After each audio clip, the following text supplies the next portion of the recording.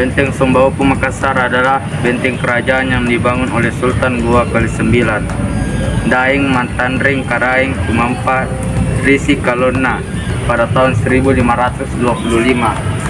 Pembangunan benteng ini tidak selesai dalam satu periode kekuasaan, sehingga pembangunan kemudian dilanjutkan oleh Raja Goa ke-12, Tunjalo dan Sultan Alauddin.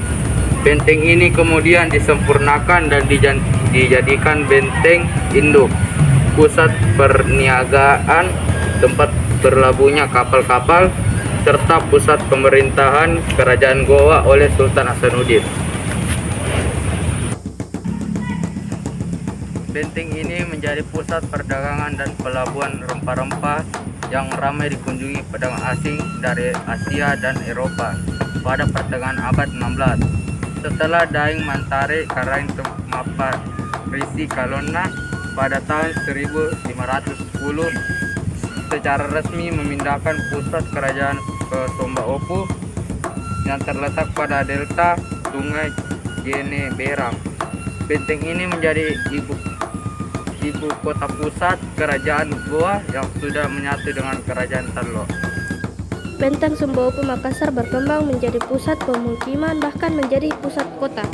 Penduduk yang tinggal di sekitar benteng tidak hanya merupakan warga Goa saja, tetapi juga para pedagang dari segala penjuru dunia seperti Denmark, Inggris, Portugis, hingga Gujarat. Perdagangan tersebut memiliki kantor sendiri bagi kegiatan dagang. Mereka juga mendirikan loji. Kantor-kantor tersebut berlokasi di dekat benteng dan memiliki beberapa tempat yang berfungsi sebagai pasar dan pusat keramaian yang berlokasi di muara Sungai Jeneberang, di mana kapal-kapal biasa berlabuh.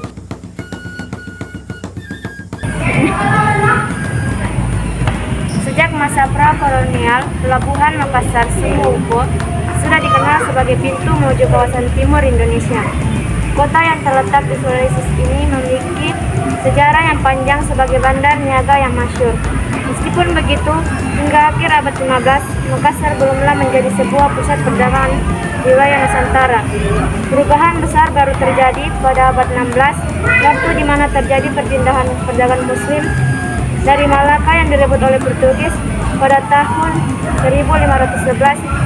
Perdagangan Malaka ini pindah menuju ke Makassar. Karena panjangnya para pedagang Muslim di Makassar merupakan fondasi bagi terbentuknya sebuah pelabuhan baru di Nusantara bagian timur, di mana seorang pedagang Malaka diminta khusus untuk mengelola manusia bandar. Kemajuan yang dicapai Makassar dengan sistem perdagangan bebas menjadi ancaman FOC yang sedang gencar menegakkan sistem monopoli perdagangan rempah-rempah di Nusantara. Para pedagang Makassar mampu menembus monopoli Belanda yang telah diterapkan di Maluku. Butuh waktu puluhan tahun bagi Belanda untuk akhirnya berhasil menduduki Makassar. FOC baru berhasil menguasai Makassar dan perairan di sekitarnya pada tahun 1660-an dengan bantuan Kerajaan Bone. FOC yang dibantu oleh Bone berhasil menghancurkan pusat kekuasaan Goa.